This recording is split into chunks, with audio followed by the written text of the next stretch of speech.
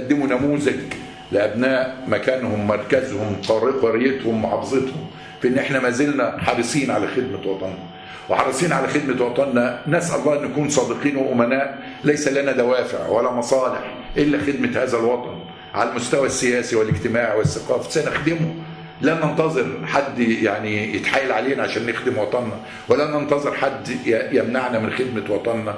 وسوف ندير أمورنا بطريقة تتسم بالرشد وتتسم بالحكمة وتتسم بالعطاء، لكن لا تتسم لا بالخوف ولا بالجبن، ولا يجوز أن نفعل هذا ولا نسمح لأنفسنا أن يتصرف في نفوسنا هذا.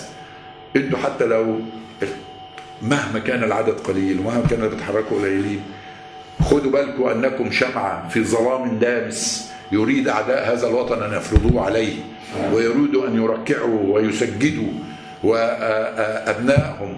وما حدث من عداء لثورة يناير اللي بنعتز كلنا بأن احنا شاركنا فيها ومنتمين إليه، ومحاولة تشويهها والإساءة إليها، كل هدفه كسر هؤلاء الشباب، كسرهم يعني وتحطيم نفوسهم التي كانت بعد يناير مملوءة بالطموح ومملوءة بخدمة الوطن.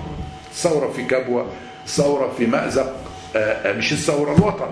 الثورة وسيلة، الثورة مش هدف. الثورة وسيلة لإصلاح الوطن، وسيلة للقضاء على المفاسد، وسيلة للقضاء على الاستبداد، ما هياش هدف في حد ذاته. فالوطن يعيش في كبوة تتعالج، نقدر نتعالج.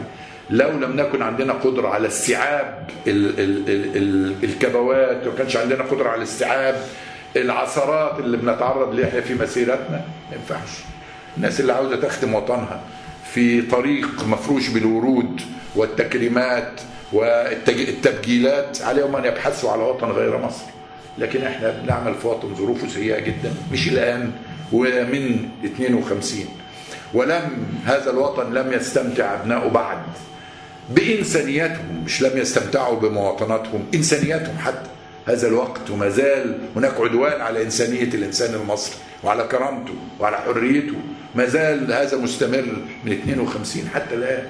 حتى في السنة اللي جه رئيس الناس انتخبته كان ما زال كل ده موجود كما هو، بأساليب مختلفة وبطرق مختلفة، وإن كانت أخف من اللي بيحصل دلوقتي. ما كان ما غابش مجموعة العصابة اللي بتحكم مصر من 52. وأنا بقول عصابة، كانت سواء كانت أيام جمال عبد الناصر أو السادات أو حسني مبارك أو ما بعد ذلك في المجلس العسكري أو مرسي أو الموجودين دلوقتي، ما زالت بتحكم مصر، وبتحكم مصر بحثا عن مصالحها مش عن مصالح الوطن.